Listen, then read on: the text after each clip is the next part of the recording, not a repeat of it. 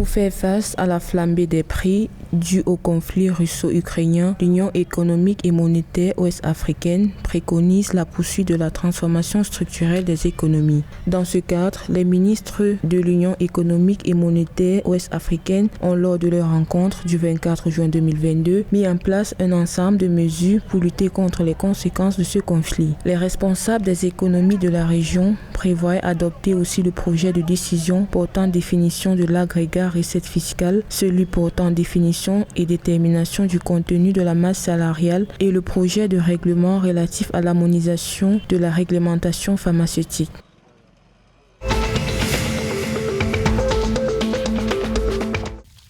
La Compagnie des bauxites de Guinée a lancé le 22 juin 2022 la campagne de reboisement de 254 hectares de terre à la mine de Sangaredi. Cette campagne s'inscrit dans le cadre des efforts continus de la Compagnie des bauxites de Guinée de préserver et de restaurer les écosystèmes de la Guinée pour renforcer la résilience des communautés voisines. Elle vise à réhabiliter les zones de la concession de la Compagnie des bauxites de Guinée qui ont déjà été viabilisées. La Compagnie des bauxites de Guinée ambitionne de mettre en terre un total de 200 000 plants sur les plateaux de Boundou-Wadé, Gandara à Sangaredi et Bidigoun à Téli-Mélé.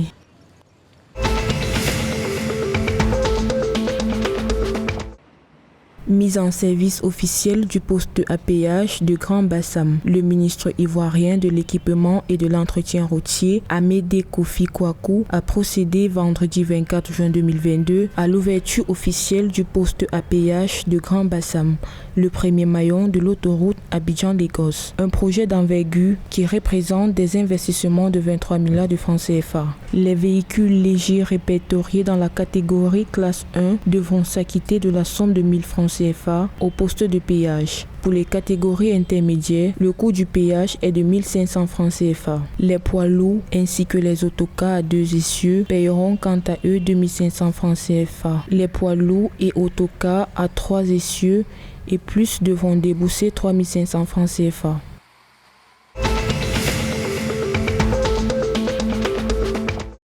Le président mauritanien El Ghazouani a rencontré le 23 juin 2022 Werner Hoyer, président de la Banque européenne d'investissement, pour discuter de coopération énergétique. Cette rencontre a permis de discuter des investissements dans l'éolien, le solaire et l'hydrogène vert en Mauritanie. Le président de la Banque européenne d'investissement s'est réjoui des discussions avec le président El Ghazouani, assurant qu'elles vont débloquer une coopération plus étroite entre la Banque européenne d'investissement et ses partenaires mauritaniens. Nous sommes déterminés à faire passer cette coopération à la vitesse supérieure en exploitant le potentiel de la Mauritanie en matière d'énergie renouvelable et grâce à notre partenariat dans le cadre de l'Alliance pour le Sahel, a affirmé Werner Hoyer.